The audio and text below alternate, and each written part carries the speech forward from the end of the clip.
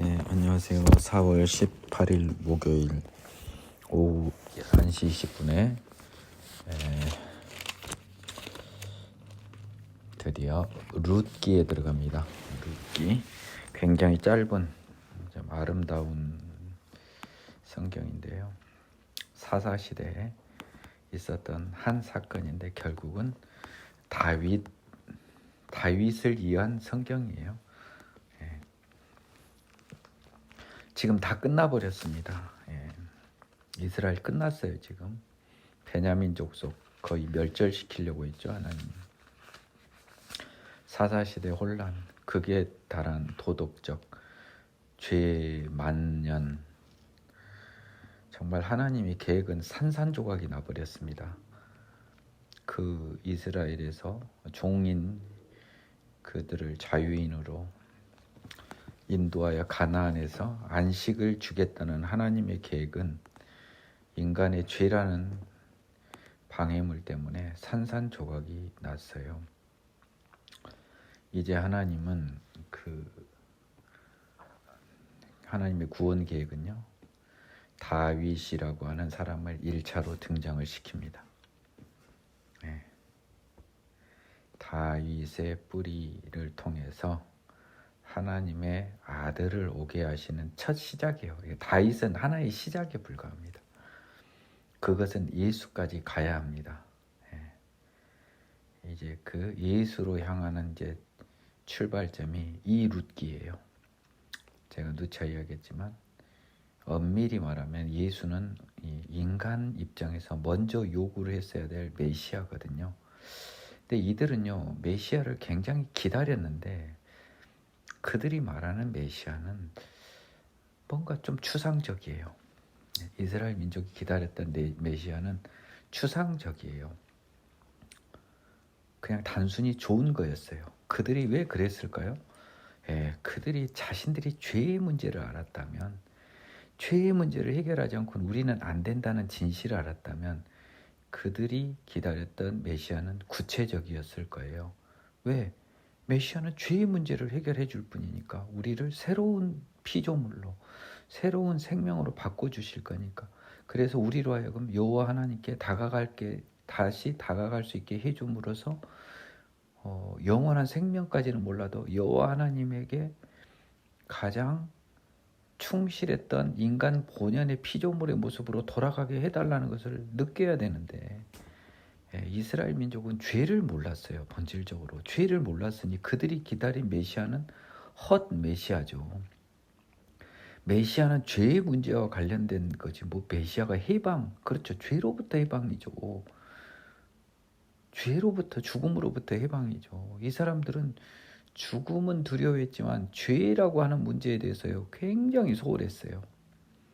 죄라고 하는 것을 몰랐어요.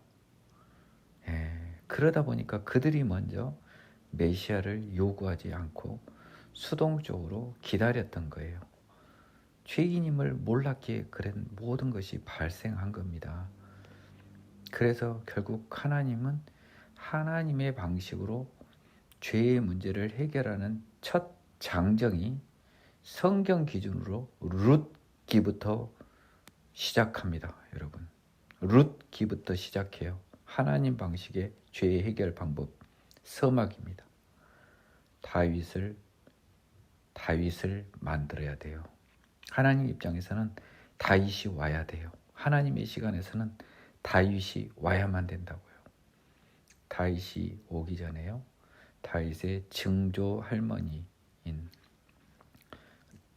룻과 그의 남편인 증조 할아버지 보아스, 이 두 사람은요, 사사시대에 보기 힘든 굉장히 선한 사람들입니다. 뭐 그들의 마음속이 뭐 죄가 얼마 있는지는 모르겠지만 겉으로 드러나기는 굉장히 선한 두 사람이 드디어 선한 동기로 만나서 선한 사람들의 선한 부부가 만나 선한 어떤 뿌리를 만든다는 그런 하나님의 굉장히 아름다운 그 계획의 출발점이 이 룻기입니다. 룻기.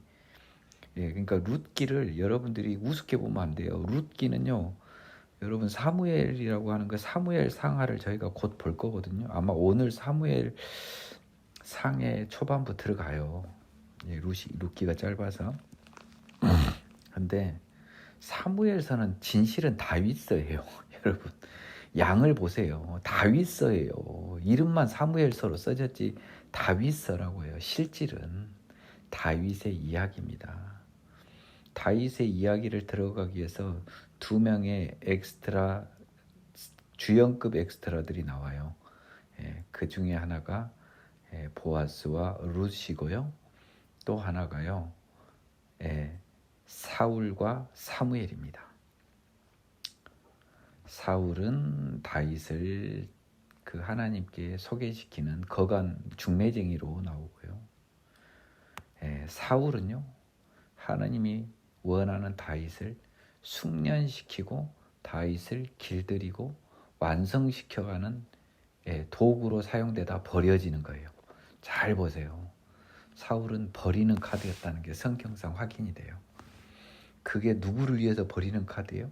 다윗을 하나님의 마음에 합한 자로 만들기 위해서 하나님의 도구로 진노의 자녀에 남은 사울은 하나님의 시간에서는 택함을 받은 듯 보였지만 하나님의 시간 기준으로는 진노의 자녀였던 거죠. 그러니까 하나님의 시간 기준으로 봐야 됩니다. 성경은. 그러니까 여러분 민기영 전도사는 이 다른 목회자나 교수님들과 보는 시각이 좀 색다릅니다. 하나님의 시간과 하나님의 마음을 우리는 읽어낼 수 있으면 읽어내야 돼요. 이 룻기가 예수님을 향한 첫 출발점입니다. 눈에 보이는 첫 출발점이죠. 아니 시작부터 있었지만 이제 눈에 보이는 작업. 자 사사기 거치면서 다 거덜내버렸습니다. 거덜났어요. 이스라엘. 거덜났어요. 희망이 없습니다. 노호프입니다. 새로운 빛이 시작됩니다. 룻기입니다. 사사 시대에 드디어 작은 불빛이 새로 반짝이는 하나의 불빛이 이제 보이기 시작합니다. 룻기 제1장 사사들이 치리하던 때 그 땅에 흉년이 드니라 유다 베들레헴의 한 사람이 그의 아내와 두 아들을 데리고 모압 지방에 가서 거류하였는데 그 사람의 이름은 엘리멜렉이요 그의 아내의 이름은 나오미요 그의 두 아들의 이름은 말론과 기럐이니 유다 베들레헴 에브랏 사람들이더라. 그들이 모압 지방에 들어가서 거기 살더니 사사시대 때 유다 베들레헴에서요. 모압과 관련해서는 모압 암몬과 관련해서 좀 재밌는 게 있어요. 전번에 입다 사건에서 봤듯이 저는 이게 사사기를 공부하면서 감이 좀 왔어요. 그 전에 민수기 때 뭔가 어색한 게 아무리 봐도 바산왕 특히 그 아모리 왕 시온의 영토는 암몬 자손의 영토거든요. 뺏긴 것 같아요. 암몬 자손이. 또 모압도요. 바산왕 옥한테 좀 뺏긴 것 같아요. 내 느낌에. 그래서 모압 암몬이 그 지역의 일부를 바산 아모리 왕 시온과 바산왕 옥한테 뺏겼고요. 이 뺏긴 부분을 결국은 하나님이 이스라엘 민족이 차지하게 한 거예요. 그러다 보니까 전번에 봤듯이 사사기에서 입다에 대해서 암몬 족속이 우리 땅이라고 그러잖아요. 그 시온 땅이라고 하고 응? 이스라엘은 아니다. 아모리 왕 시온 땅이다. 아니다. 암몬 족속 우리 땅이다. 뭐예요? 시온이 뺏어갔다는 소리 아니에요. 암몬한테. 모압과 암몬이 아마도 영토를 뺏겼나 봐요. 바산왕과 아모리 왕 시온한테. 아무튼 모압 지방으로 갑니다. 이방이죠. 이방입니다. 이스라엘이 아닙니다. 엘리멜렉 아내 이름 나오미 아들 말론 기럐 이 사람들은 베들레헴 사람입니다. 나오미 남편 엘리멜렉이 죽고 나오미와 그 두 아들이 남았습니다. 그들은 모압 여자 중에서 그들의 아내를 맞이했습니다. 모압에 갔기 때문에요. 이방 여인이네요. 하나 이름은 오르바 하나 이름은 룻. 거기서 10년쯤 거주한 쯤에 말론 기럐 두 사람이 다 죽어버렸네요. 그래서 그 여인은 두 아들과 남편 뒤에 남았죠. 나오미는 남았습니다. 그 여인이 모압 지방에서 여호와께서 자기 백성을 돌보시사 그들에게 양식을 주셨다함을 듣고 이에 두 며느리 함께 일어나 모압 지방에서 돌아오려 하여 드디어 흉년이 들고 힘들었던 베들레헴 땅이 뭔가 여호와의 도움으로 이제 먹고 살만해졌다는 소리를 들은 거죠. 있던 곳에서 나오고 두 며느리도 그와 함께하여 유다 땅으로 돌아가려고 길을 갔습니다. 유다 베들레헴 땅요. 나오미가 두 며느리에게 이르되 너희는 각각 너희 어머니의 집으로 돌아가라.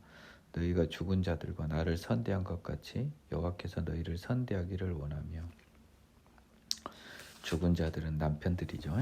그리고 시어머니도 되게 효부였나 봐요.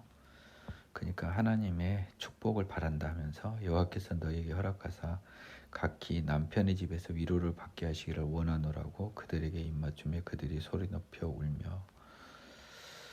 자, 남편의 집에서 위로를 받아 새로 제가 해라는 거잖아요. 나오미에게 이르되 아니니다 우리는 어머니와 함께 어머니의 백성에게로 돌아가겠나이다 하는지라. 어머니의 백성은 이스라엘 민족이죠. 그 중에서 유다 족속입니다.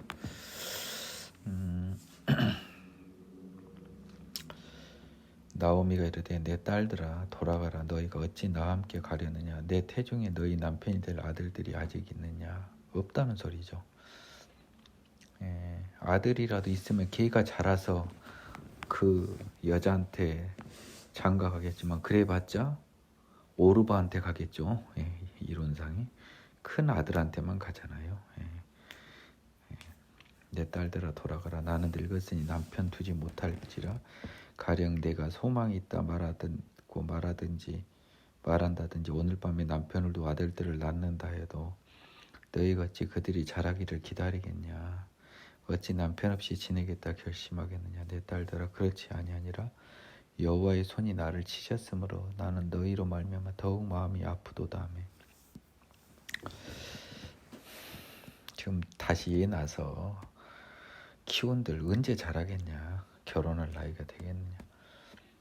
여호와로부터 저주를 받아서 너희 남편들이 죽어버려서 나는 너희가 청산과부가 된 게 더욱 마음이 아프다. 그들이 소리 높여 울더니 오르바는 그의 시어머니에게 입맞추되 룻은 그를 붙여줬더라. 입맞췄단 말이 이별 인사죠. 나오미가 또 이르되 보라 네 동서 형님이죠. 그의 백성과 그의 신들에게로 돌아가나니 너도 너의 동서를 따라 돌아가라 하니까 룻이 이르되 내게 어머니를 떠나며 어머니를 따르지 말고 돌아가라. 강권하지 마옵소서. 어머니께서 가시는 곳에 나도 가고 어머니께서 머무시는 곳에서 나도 머물겠나이다. 아니 뭐 갑자기 조선시대도 아니고요. 저 유대 땅에 이거 조선시대의 아주 보편적인 이 영화의 한 장면 아닙니까? 막 엉엉 울면서 막 가야금 소리 나면서 딱 이 우리나라 전통 사극의 가장 기본적인 포맷입니다 이게. 그런데 이게 저 서양이라고 하기는 어렵지만 중동 땅 이스라엘에서 있었네요. 어머니의 백성이 나의 백성이 되고 어머니의 하나님이 나의 하나님이 되시리니. 이제 이 마음을 나오미의 마음에 주셨을까요? 우리 하나님은. 그래서 자기는 이 어머니의 백성, 시어머니의 백성이 나의 백성이 되고 어머니 하나님이 나의 하나님이 되시리니 해서 이스라엘 하나님에 대한 사랑을 좀 보여주고 있어요. 단순히 그 이스라엘이 되고 싶은 마음보단 어머니의 하나님이 나의 하나님이 되시리니라고 해서 잘은 모르지만 이방 여인인데 뭔가 이스라엘 하나님을 모신 이스라엘인에 대한 동경이 살짝 비춰집니다. 어머니께서 죽으시는 곳에서 나도 죽어 거기 묻힐 것이라. 만일 내가 죽는 일에 어머니를 떠나면 여호와께서 내게 벌을 내리시고 더 내리시기를 원하나이다 하는지라. 나오미가 룻이 자기와 함께 가기로 굳게 결심함을 보고 말하기를 그쳤습니다. 이에 그 두 사람이 베들레헴까지 갔습니다. 베들레헴에 이를 때 온 성읍이 그들로 말미암아 떠들며 이르기를 이가 나오미냐 하는지라. 뭐 좀 이렇게 많은 사람이 모압으로 가진 않았는데 모압에 갔다 오니까 신기했나 봐요. 나오미가 그들에게 이르되 나를 나오미라고 부르지 말라, 나를 마라라 부르라는 거죠. 마라라는 말은 쓰다는 뜻인데 우리 출애굽기에서 나와서 그 마라의 쓴물 생각나죠? 나옴이라고 하는 것은 좀 좋은 말인가 봐요. 기쁘다는 뜻인가 봅니다. 왠지 느낌에 희락이란 뜻인가 봐요. 이는 전능자가 하나님이 나를 심히 괴롭게 하셨다. 남편 죽고 아들 죽었는데 뭐 나한테 뭔 기쁨이 있겠어요? 내가 풍족하게 나갔더니 여호와께서 내게 비어 돌아오게 하셨느니라. 풍족하게 나가게 했겠습니까만 나갈 때는 방국계나 끼던 집이었나 봐요. 그 집이 엘리멜렉의 집이. 좀 그러니까 땅을 몽땅 팔고 나갔을 거 아닙니까? 돈 좀 챙겨서 모압으로. 근데 지금 텅텅 비어 지금 돌아온 거예요. 돈 한 푼도 없이. 여호와께서 나를 징벌하셨고 전능자가 나를 괴롭게 하셨거늘 너희가 어찌 나를 나오미라고 부르느냐 하니라. 나오미가 모압 지방에서 그의 며느리 모압여인 룻과 함께 돌아왔는데 그들이 보리 추수 시작할 때에 베들레헴에 이르렀습니다. 나오미의 남편 엘리멜렉의 친족으로 유력한 자가 있으니 그의 이름은 보아스였습니다. 약간 그 부자였던 것 같아요. 보아스가. 모압 여인 룻이 나오미에게 이르되 원하건대 내가 밭으로 가서 내가 누구에게 은혜를 입으면 그를 따라서 이삭을 줍겠나이다 하니 나오미가 그에게 이르되 내 따라 갈지어다 하며 그 하나님의 율법에 좀 그 어려운 사람을 위해서 떨어진 이삭은 줍지 말아라 뭐 이런 게 있었어요. 그러다 보니까 이것도 이게 우리가 추측해 볼 수 있잖아요. 추수하면 떨어지는 이삭을 줍는 그 어려운 사람들이 있었던 거예요. 이게 보이잖아요. 그래서 이 여자인 룻이 이삭 줍으러 갑니다. 그래서 룻이 가서요. 베는 자를 따라 밭에서 이삭을 줍는데 우연히 보아스에 속한 밭에 이르렀어요. 하필. 하나님이 일이 이끈 거죠. 우리도 뭐 우린 다 정해진 길을 가요. 우리만 몰라요 지금. 자, 요 보면 우연이라는 단어에 한번 주목해 보십시오. 우연히 엘리멜렉 친척 보아스에 속한 밭에 갔어요. 우연히. 하나님 앞에서는 필연이죠. 당연이죠. 우리한테는 우연이죠. 이 차이를 우리가 어디 말쟁이들 이미요 아직 어디 참 진짜. 나중에 신약에서 설명해 드릴게요. 우연과 필연 사이에서 살아가요. 하나님 기준으로는 필연이에요. 우리 기준으로는 우연이에요. 그래서 우리 기준으로는 하나님 우리한테 설명해 줬으니까 우연히 지금 거기 간 거죠. 그렇게 재밌어요. 마침 보아스가 베들레헴에서부터 또 왔어요. 또 뭐하러 와 또. 베는 자들에게 또 응원하고 독려하러 왔나 봐요. 감독 겸. 여호와께서 너희와 함께 하시기를 원하노라니 그들이 대답하되 여호와께서 당신에게 복 주시기를 원하나이다 아니라. 당시 이스라엘의 인사법 같아요. 뭐 아침에 우리 밥 먹었습니까 하는 인사가처럼 여호와께서 함께 하시기를 원하노라 하면 상전이 종들한테, 종들은 여호와께서 당신에게 복 주시기를 원하나이다. 요게 이제 정해진 관용적 인사법 같아요. 보아스가 베는 자들을 거느린 사환에게 이르되 이는 누구 소녀냐?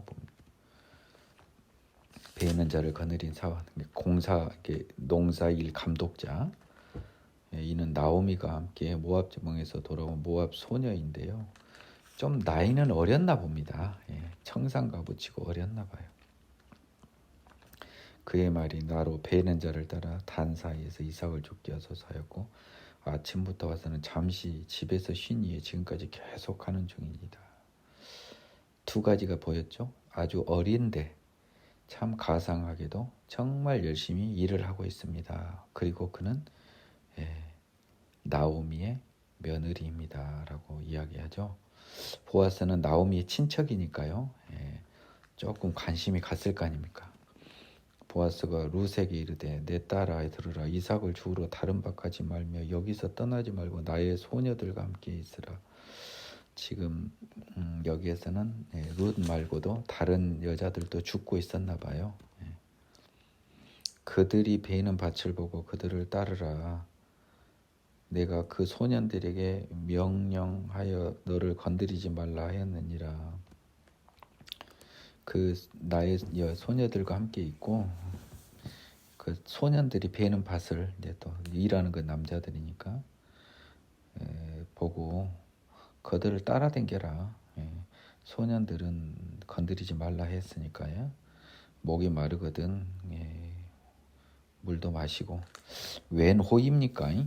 좋게 본 거예요. 기특한 거죠. 보아스가 봤을 때 얼마나 기특해요. 이방 소녀가 저 어린 것이 시어머니 따라와서 일하는 거 보니까 정말 기특하죠.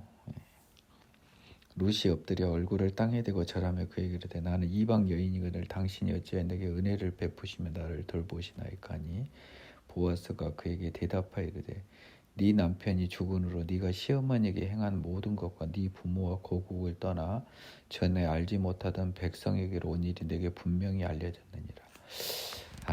이게 좀 보아스가 그 효부라는 것도 소문이 났고요. 또 자기 모압 여인인데 자기 고향과 부모를 떠나서 시어머니를 따라서 하나님 나라 백성에게 온 일을 알았으니까 너무너무 기특한 거예요. 내가 생각해도 되게 기특할 것 같아요. 이거 뭐 남자 여자를 떠나서 참 기특하다라는 생각이 든 거죠.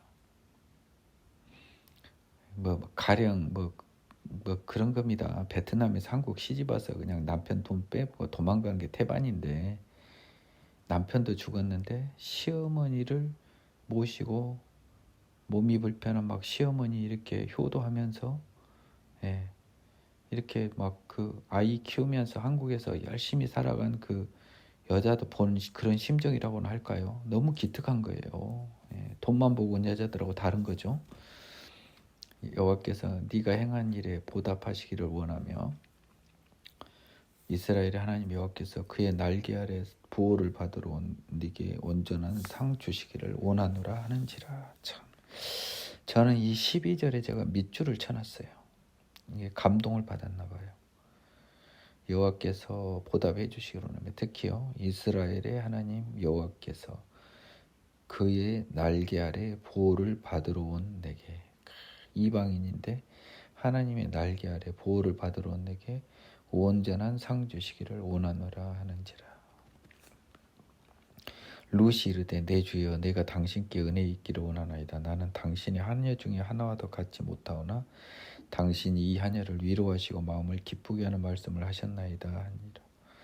말씀만으로도 감사합니다 이 말이네요. 길게 써졌지만 식사할 때 보아스가 룻에게 이르되 이리 와서 떡을 먹으며 네 떡 조각을 초에 찍으라 하므로 룻이 곡식 빼는 자 곁에 앉으니 그가 볶은 곡식을 주매 룻이 배불리 먹고 남았더라. 떡을 초에 찍으라 빵을 잼에 먹으라 아닐까요? 한번 봐보겠습니다. 룻기 2장 14절이네요.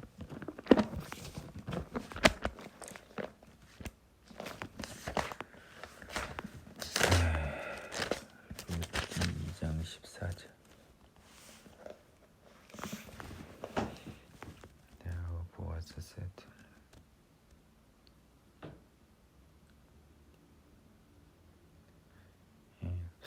비니거라고 써져 있네요. 식초라고 진짜 써져 있습니다. 재밌네요. 빵을 초에 찍어 먹는 버릇이 있었나 봐요. 약간 시큼하잖아요. 우리가 찍어 먹는 소스 중에. 재밌네요. 잼인 줄 알았는데 비니거네요. 맞네요. 빵만 그냥 떡으로 바뀌었습니다. 근데 소스에 찍어 먹으라 이게 맞죠? 예, 빵을 소스에 찍어 먹으라므로 룻이 곡식 빼는 자 곁에 앉으니 그가 볶은 곡식을 주매 룻이 배불리 먹고 남았어요. 룻이 이삭을 주우러 일어날 때 보아스가 자기 소년들에게 명령하여 이르되 그에게 곡식 단 사이에서 죽게 하고 책망하지 말며 그를 위하여 곡식 다발에서 조금씩 뽑아버려서 그에게 죽게 하고 꾸짖지 말라 하니라. 슬슬 흘려주라는 거예요. 걔 뒤에다는 룻이 슬슬 관심이 가요. 지금 너무 기특해서 어떤 이성적인 욕심은 없어 보입니다. 룻이 밭에서 나이 차이도 많이 나고요. 밭에서 저녁까지 줍고 그 주운 것을 뜨니 보리가 한 에바쯤 되었습니다. 그것을 가지고 성읍에 들어가서 시어머니에게 그 주운 것을 보이고 그가 배불리 먹고 남긴 것을 내어 시어머니에게 드리매. 그러니까 아까 저 볶은 곡식을 주며 룻이 배불리 먹고 남았잖아요.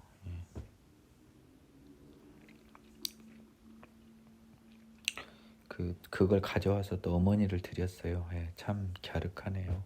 시어머니가 그 얘기를 해도 오늘 어디서 주었느냐 어디서 일을 하였느냐 너를 돌본 자에게 복이 있기를 원하노라 하니 룻이 누구에게서 일했는지를 시어머니에게 이제 알게 하여서 보아스 오늘 일하게 한 사람 이름은 보아스라고 하는 거예요. 나오미가 자기 며느리에게 이르되 그가 여호와로부터 복받기를 원하노라 그가 살아있는 자와 죽은 자에게 은혜 베풀기를 그치지 아니하도다 하고 나오미가 또 그에게 이르되 그 사람은 우리와 가까우니 우리 기업을 물을 자 중에 하나이니라. 살아있는 자와 죽은 자에게 은혜 베풀기를 그치지 아니한다.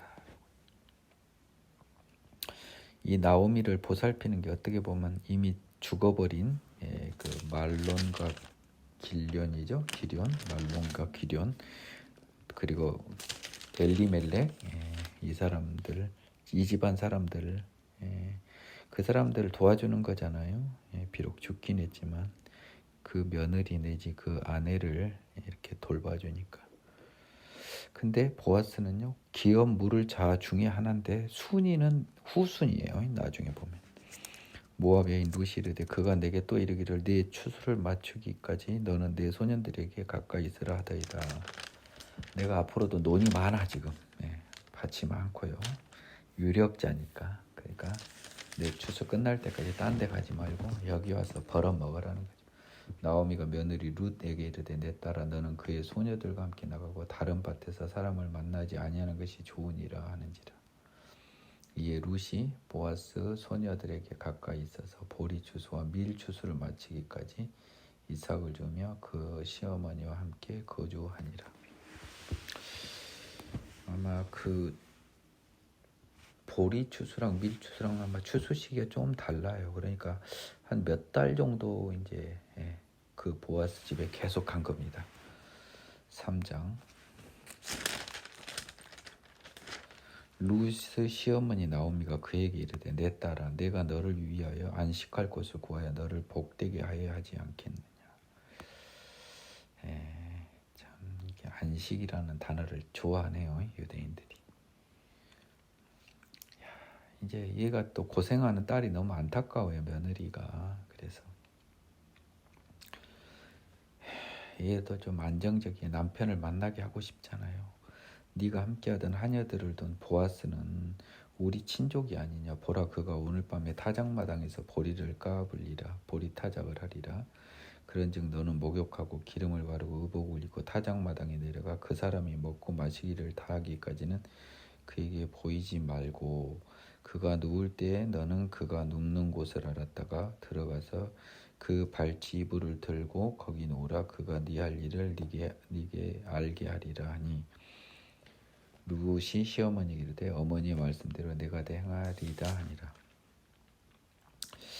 아마 당시 문화가 타작마당에서 타작한 날은 축제고요. 그래서 막 뭘 먹고 그리고 그 술을 많이 먹은 그 지주들한테는 아마 어떤 이 여자들이 그 동침을 하는 문화가 있었던 것 같아요. 추측컨대 그래요. 지금 이 상황이 보니까 나중에 보면 룻도 이렇게 아니 보아스도 이 상황에 그렇게 당황하지는 않거든요. 건들지만 않지. 자, 한번 보겠습니다. 그가 타작마당으로 내려가서 시어머니 명령대로 다 아니라 보아스가 먹고 마시고 마음이 즐거워 가서 곡식 단더미 끝에 눕는 겁니다. 그러니까 이 느낌에 약간 이 문화가 있었어요. 제가 봤을 때는. 그래서 곡식 집에 가서 안 자고 지금 당시 추수 기준으로는 춥지는 않나 봐요. 여기서 이렇게 얘들은 또 유목민이기도 하고 그래서 외부에서 자는 것을 잘 잤나 봐요. 그래서 뭐 이렇게 단 더미 끝에서 누우면 이부자리를 이렇게 들고 가서 거기서 술 한잔하고 자나 봅니다. 룻이 가만히 가서 그의 발치 이불을 들고 거기에 누운 거죠. 같이 잔 겁니다. 밤중에 그가 놀라 몸을 돌이켜본즉 한 여인이 자기 발치에 누워있는지라. 이르되 네가 누구냐니 대답하되 나는 당신의 여종 루시오니 당신의 옷자락을 펴 당신의 여종을 덮으소서. 이는 당신이 기업을 물을 자가 됨이니이다 하니. 자, 이제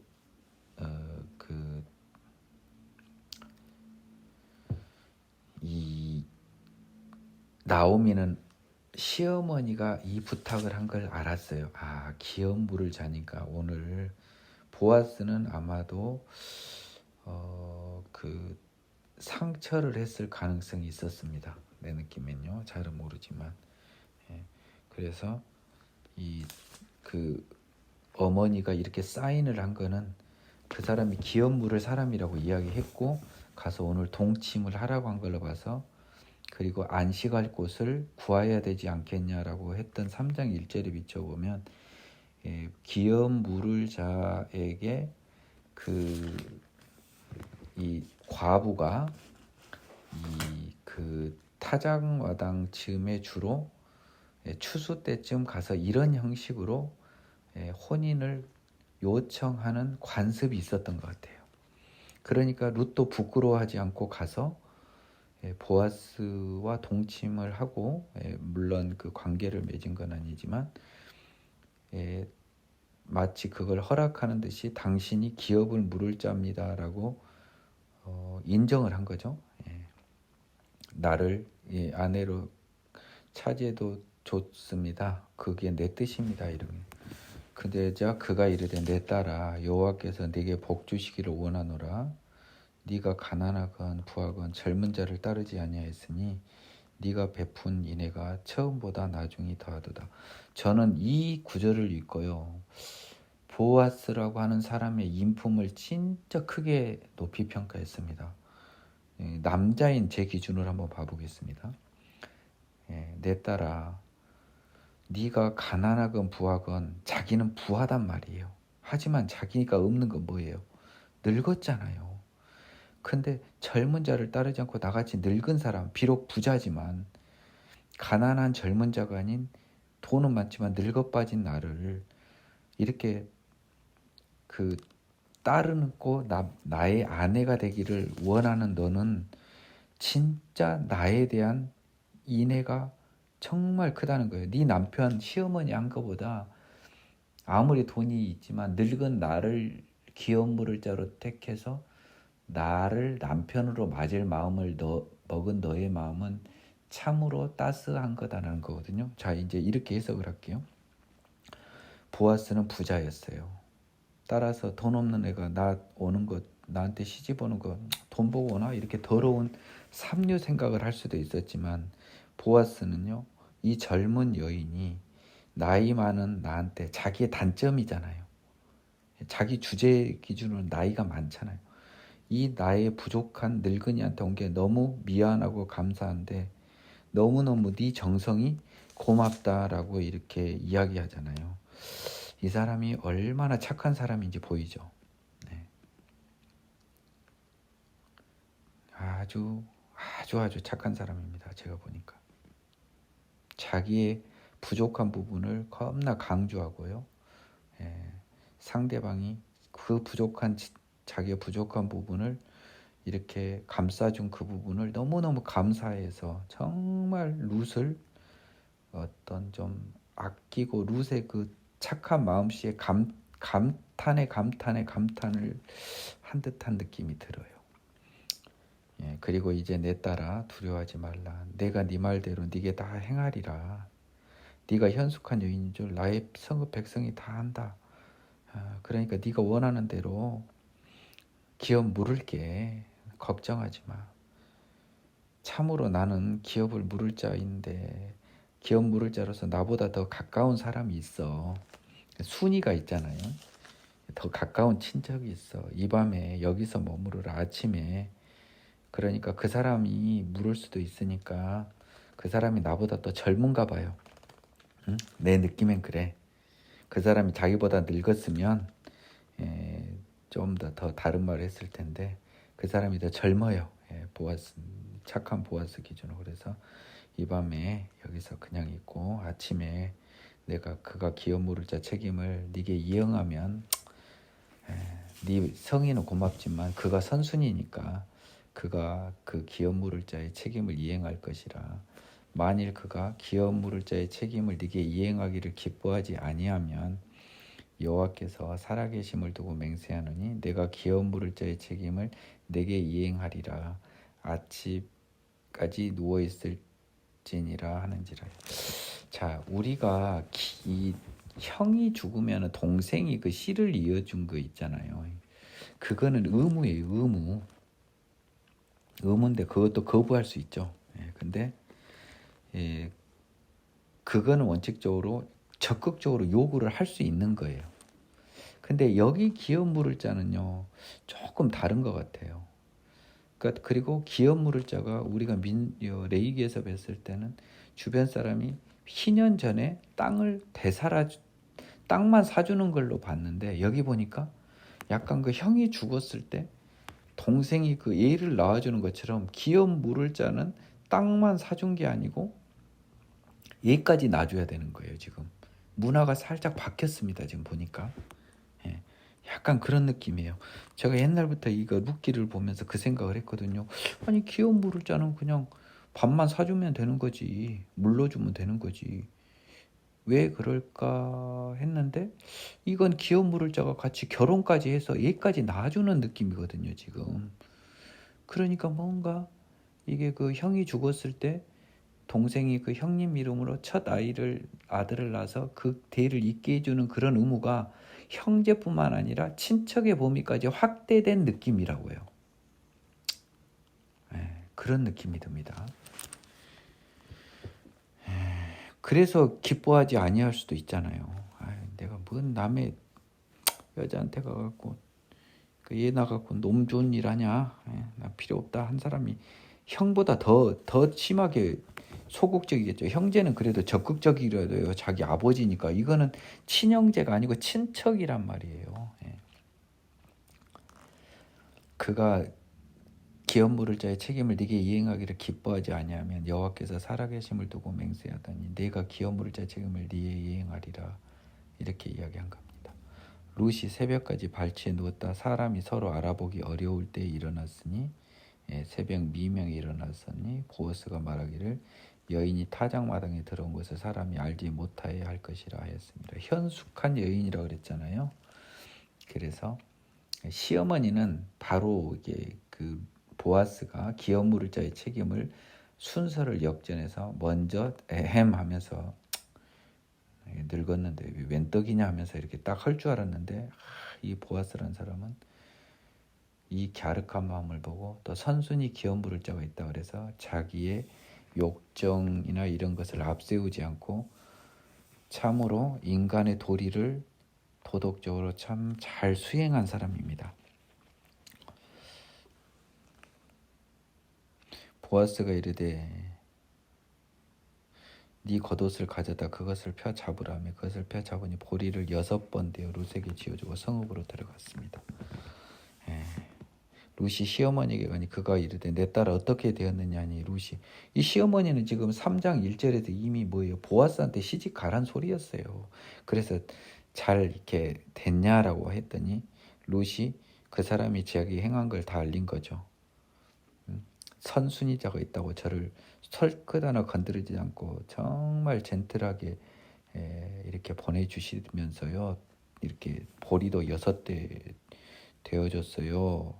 하고 어머니한테 빈손으로 가지 말라고 하더이다 이럽니다. 야, 시어머니도 또 얼마나 감동을 받았을까요? 나는 이 시어머니도 이 나오미도 엄청 감동받았을 거예요. 시어머니가 그러되 내 딸아 이 사건이 어떻게 될지 알기까지 앉아있으라. 그 사람이 오늘 이 일을 성취하기 전에는 쉬지 아니하리라. 이거는 하나님의 어떤 큰 울림 있는 선언이었어요. 예, 그 사람이 꼭 이 일을 성취할 것이라는 겁니다.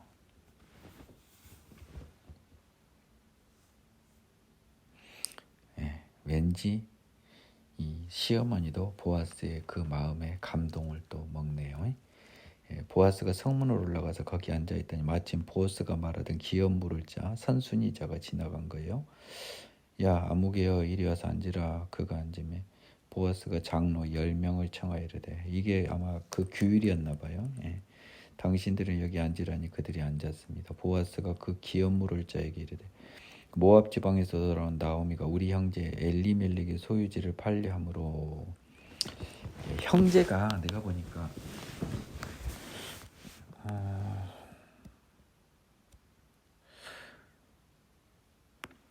글쎄요 친형제는 왠지 아닌 것 같은데 그래서 제가 아까 그 기업 물을 자의 책임이 좀 확대된 것 같다고 합니다. 자 그러면 우리가 그냥 조금 의제를 합시다. 실제는 그렇지 않아도 자 그렇다면 엘리멜렉 보아스보다 더 나이가 많은 사람이라고 치자고요. 보아스랑 엘리멜렉이 형제라고 치자고 의제를 한 거예요. 아닌데 그러면 보아스보다 더 큰 형이 먼저 선순이잖아요. 그래서 그 판례함으로 내가 여기 앉아있는 이들과 내 백성을 장로들 앞에서 그것을 사라고 네게 말하여 알게 하려 하노라. 내가 그걸 알려준 다음에 그 다음에 내가 하는 게 맞으니까 먼저 하려면 해라. 네가 우선권이 있다. 땅도 사고 여자도 차지하는 이런 형태로 기업 무르는 자가 약간 변형이 된 것 같고 단순히 형제뿐만 아니라 친척까지 확대된 것 같다. 틀림없을 것 같아요. 틀림없다면 너무 건방진 표현이고 그런 것 같아요. 제 추측인데 만일 네가 물으려면 물으려니야 네가 물으지 아니하거든 나한테 알게 하라. 네 다음은 나요 나 위에는 물을 자가 없다. 그가 이르되 내가 물으리라 하는지라. 보아스가 이르되 네가 나오미에게서 나오미의 손에서 그 밭을 사는 날에 곧 죽은 자 안에 모압 여인 루색에 가서 그 죽은 자 순서에 따르면은 기럐의 아내겠죠. 그렇죠? 오르바하고 룻이 누가 선순인지는 또 몰라요. 그러니까 함부로는 모르겠어요. 또 말론과 기럐도 누가 이렇게 또 성경의 명확한 해석의 범위를 넘는 걸 저는 싫어하지는 않습니다. 아무튼 말론인지 기럐인지 그의 기업을 그러니까 장남의 저기를 이어야 될 텐데요. 이름으로 세워야 할지니라. 그 기업 물을 자가 이르되 나는 내 기업에 손해가 있을까요? 나를 위하여 물으지 못하노니 내가 물을 것을 네가 물으라. 나는 물으지 못하겠노라. 이거 뭐예요? 기업 물으려면 저 여자랑 결혼하는 건 좋은데 땅 사줘야 되잖아요. 그리고 아들 한 명 낳는다면 저 집안 이름으로 먼저 해주니까 기업 물은 자는 손해가 굉장히 큽니다. 본질적으로. 땅값 뺏겨, 새끼 뺏겨, 손해가 이만저만이 아니에요. 그러니까 자기 친형제니까 우리 가문을 이으려고 하는 거지. 이렇게 조금 한 달이 건너면 벌써 이렇게 내빼는 사람이 있을 거 아닙니까? 그럴 때는 신을 벗어가지고요 뺨 때리고 신발 벗김을 받은 자라고 하는 그런 게 있었어요. 근데 이게 뺨까지는 안 때리네요. 침 뱉고 뺨 때리진 않아요. 왜냐하면 침을 뱉었던 것 같은데 요거는 뭡니까? 형제가 아니라서 그 정도까지 안 되고 뭔가 지금 뭐 바뀐 것 같아요. 이 옛적 이스라엘 중에 모든 것을 물거나 교환하는 일을 확정하기 위해 사람이 그의 신을 벗어 그 이웃에게 주더니 이것이 이스라엘 중에 증명하는 전례가 되었니라. 이에 그 기업 물을 자가 보아스에게 이르되 네가 너를 위하여 사라고 그의 신을 벗는 거예요. 원래는 신을 벗김을 당하죠. 기업 물을 자의 책임을 이행하지 않으면. 근데 여기서는 스스로 나는 포기하려다 하면 신을 스스로 벗었나 봐요. 그러니까 여러 가지가 지금 바뀌었어요. 지금 이 레위기를 본 사람들은 이게 지금 바뀐 걸 알아요. 레이기인가 뭐 민수기인가 뭐 신명기인가 뭐 이 중에 나와요. 우리 다 봤잖아요. 보아스가 장로들과 백성에게 이르되 내가 엘리멜렉과 기럯과 말론에게 있던 모든 것을 나오미의 손에서 산 일에 너희가 오늘 증인이 됐습니다. 이 사람들이 팔고 갔던 땅을 다시 다 사주는 거죠. 그래서 결국은 그 말론 기럯이라는 장남 앞으로 나오미가 뭐 낳은 사람이 이 대를 잇겠죠. 자, 산 일에 너희가 오늘 증인이 되었고 말론의 아내 모압 여인 룻을 나의 아내로 맞이하고 그 죽은 자 기업을 그의 이름으로 세워 그의 이름이 그의 형제 중과 이곳 성문에서 끊어지지 아니하게 하며 너희가 오늘 증인이 되었느니라. 자, 그러면 이 여러분 이게 또 헷갈려요. 내가 다 읽은 다음에 이야기해 줄게요. 좀 의문이 하나 듭니다. 말론이 아내 모압 여인 룻을 말론의 아내였네요. 그래, 기럯이 아니고요.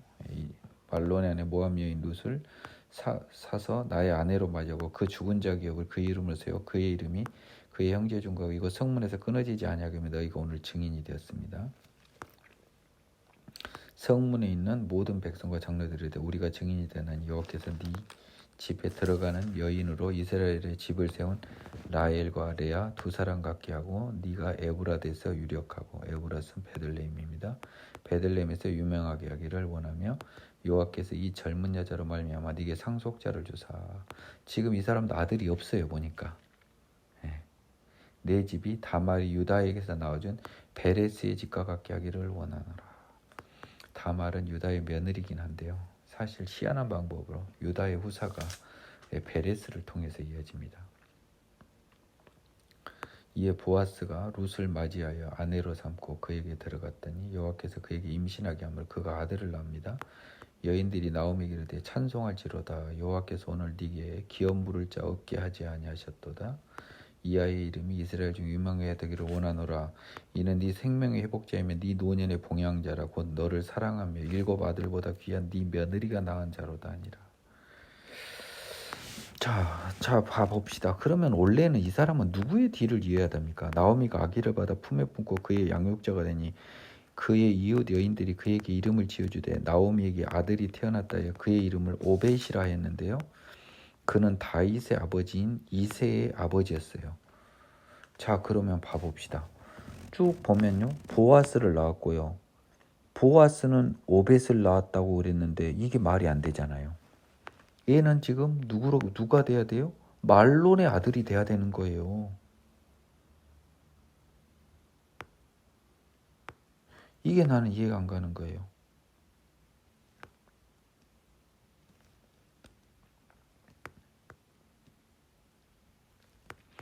왜 사람들이 이것을 설명을 안 해줬죠? 그렇잖아요. 지금 기업 물을 자 책임이 지금 이 10절 보세요. 죽은 자 말론이죠.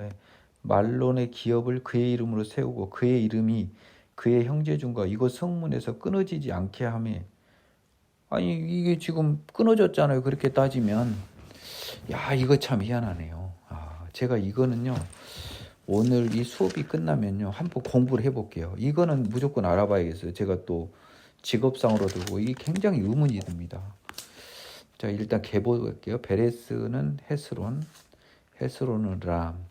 람은 암미나답은 나손. 이거 그때 저 헌물 드릴 때 내가 많이 이야기했어요.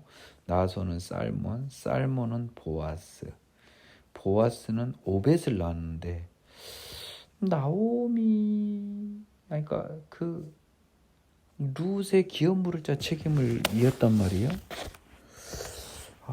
참 희한하네요. 일단 오벳을 낳았고요. 오벳은 이새는 다윗을 낳아서 보아스 가문으로 이어진단 말이에요. 이게 참 희한합니다. 보아스는 이 사람을 빼고는 아들이 없었거든요. 내가 봤을 땐. 왜냐하면 12절에 보면 보아스에게 상속자가 없었어요. 이 젊은 여자로 말하면 네게 상속자를 주사 이렇게 이랬단 말이에요. 그러면 아들을 2명 낳아서요. 첫째 아들은 말론을 잊게 하고 둘째 아들이 보아스의 아들인 오벳이 돼야 맞아요.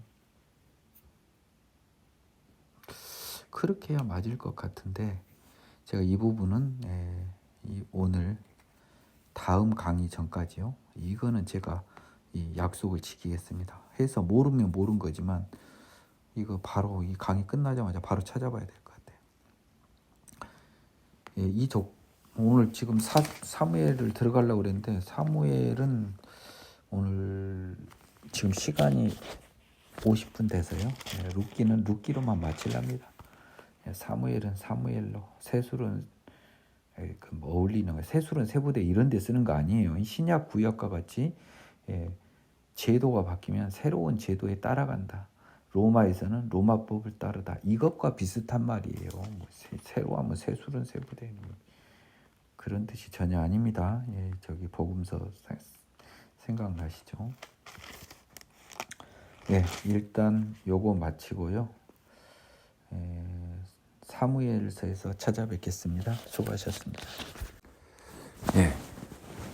이걸 알려드려야 될 것 같아요. 그 룻기에 대한 이 고민이 그로부터 약 한 10분, 20분 정도 블로그를 본 다음에 제 의견이 후속 그 성경인 사무엘상 1의 초반부에 나옵니다. 그래서 여러분들께서는 제가 고민을 했던 부분을 사무엘상 초반을 통해서 확인을 하실 수 있으실 거예요.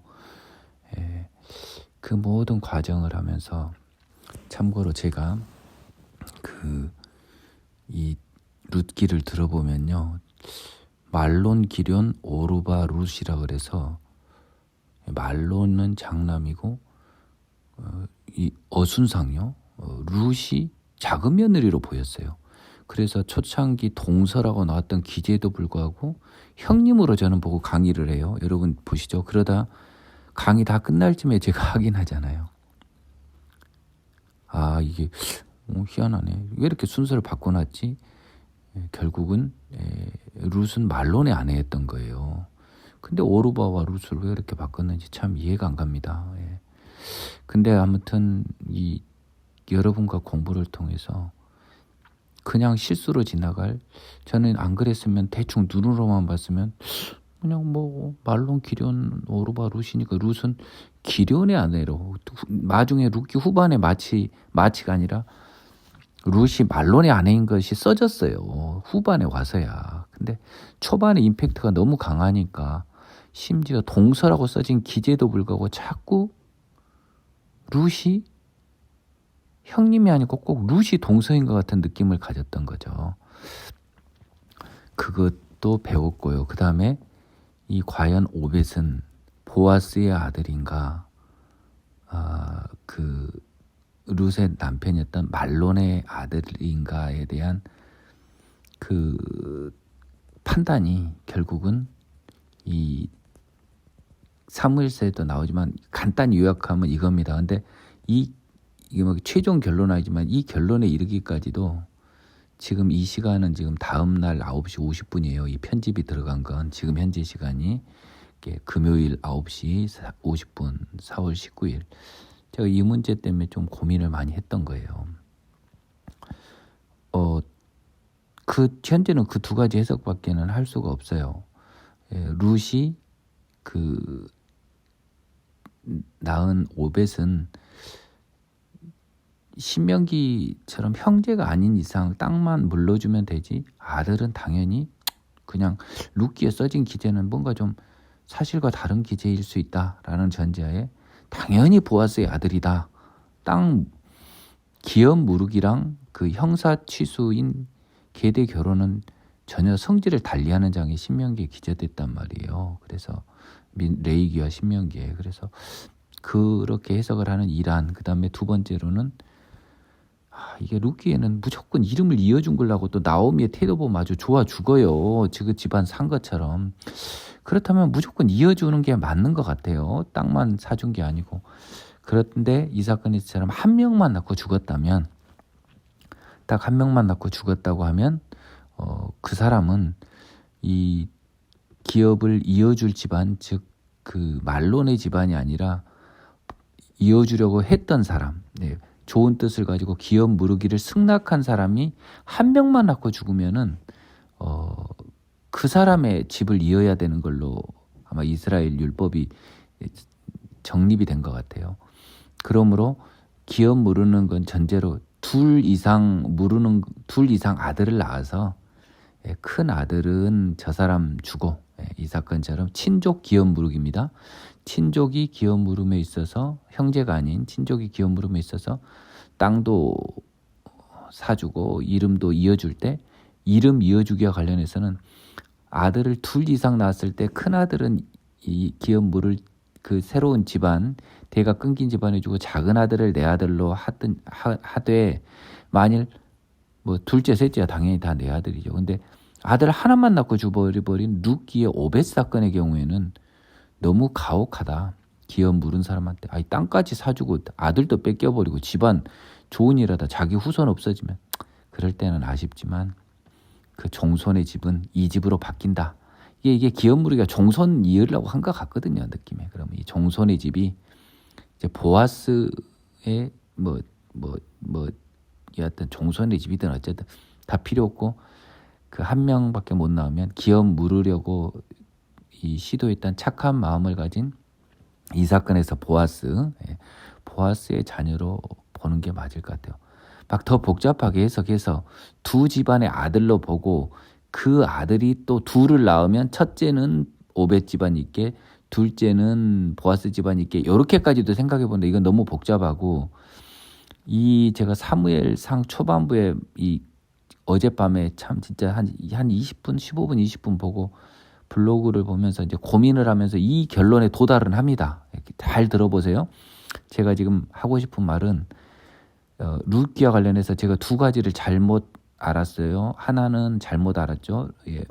룻이 둘째 며느리인 줄 알았더니 첫째 며느리였어요. 그건 룻기 초반에 약간 오해를 유발할 기제가 있어서 그랬고요. 두 번째는 오벳이 만연히 보아스의 아들이 된다고 했는데, 그건 굉장히 많은 어떤 추측과 뭘 통해서만 가능하지, 당연히 이 그 오벳이 보아스의 아들은 되는 게 아니었어요. 근데 그 과정에서 어떤 블로그에서 둘 다의 아들이라는 게 되게 주력설이더라고.